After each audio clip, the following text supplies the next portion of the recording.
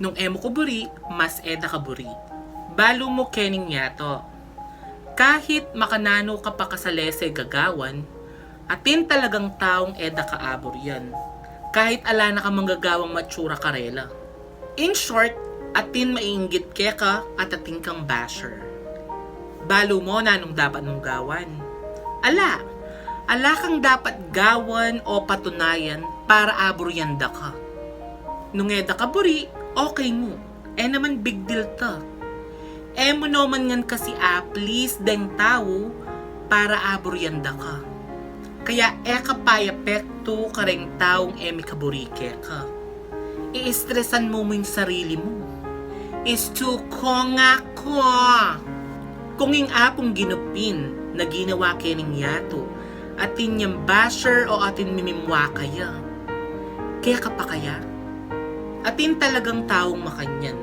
Aburyanda ka o alida ka aburyan, okay mo. Nakapaya pekto karela. Mo lagagawang rason para mawala ing focus mo king mo. Tanda ng tamo Mars and Pars. In audience impact, 10% yamo.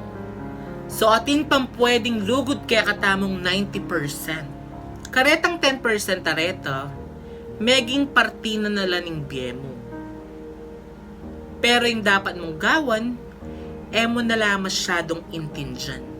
Criticism is different from bashing. So magkaalwala reta.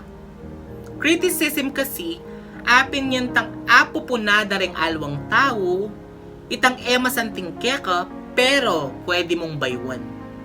Samantalang in bashing, yapin na itang mamya lang comment deng alwang tao, mamya lang mga sakit, a comment, itang baka pa nasakit pamilubluban.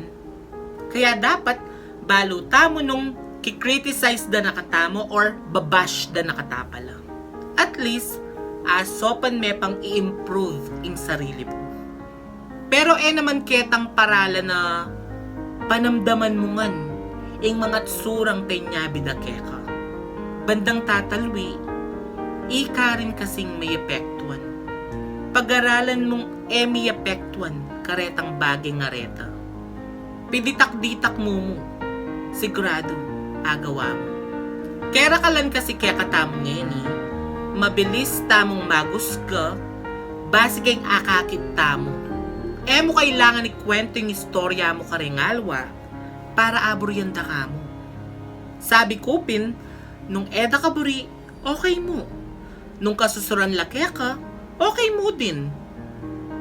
Kailangan mo nang lawakan ng pangunawa mo karing hanggang bagay.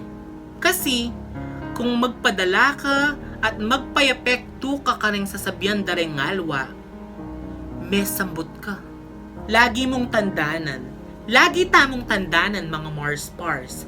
At yun nga pong gino. At tsula rin kaya katang pamilya. Den kaya katang kaluguran. Ang poreng tawong tutong makakilala kaya katang.